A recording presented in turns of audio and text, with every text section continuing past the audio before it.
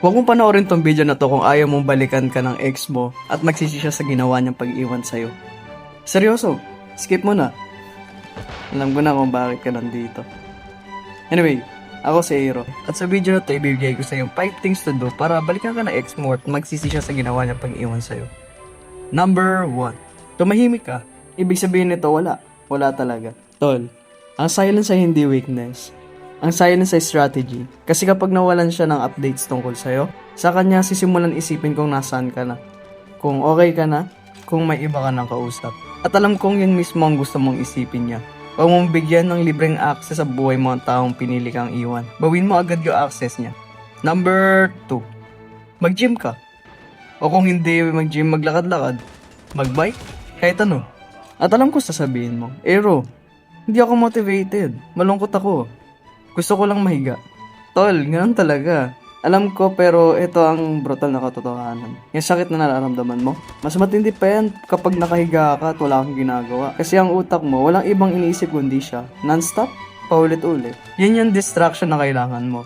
At bonus, maganda ka pa after. Win-win situation.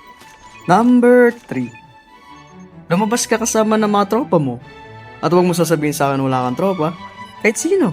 Yung pinsan mo, yung classmate mong lagi mong in-ignore sa GC nyo, text mo na siya ngayon. Kasi ito ang mapapansin mo. Yung buhay mo ay hindi natapos nung umalis siya. Natigil ang sandali, at yung mga tao sa paligid mo, nandun pa rin sila.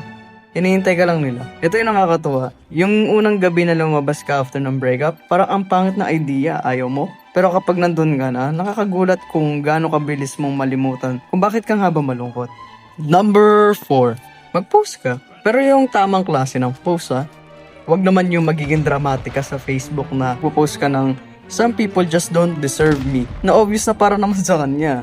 Tol, nakikita niya yun. At hindi siya naawa. Natutuwa siya kasi alam niya apektado ka pa. Yung gusto mong i-post, yung gym progress mo, yung food trip mo kasama mga tropa, yung bagong achievement mo sa school o sa work, yung ngiti mong parang wala kang pinagdadaanan. Hindi ito pakitang tao. Ito ay documentation na ikaw ay sumulong kahit masakit.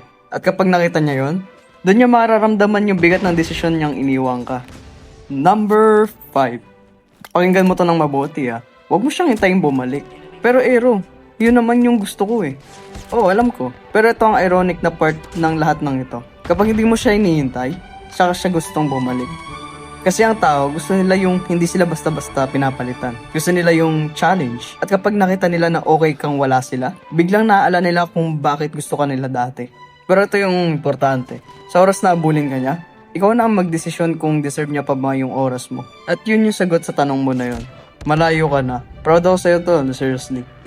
At kung may ex kang bumalik sa'yo after mong gawin lahat ng ito, comment mo. Gusto kong malaman.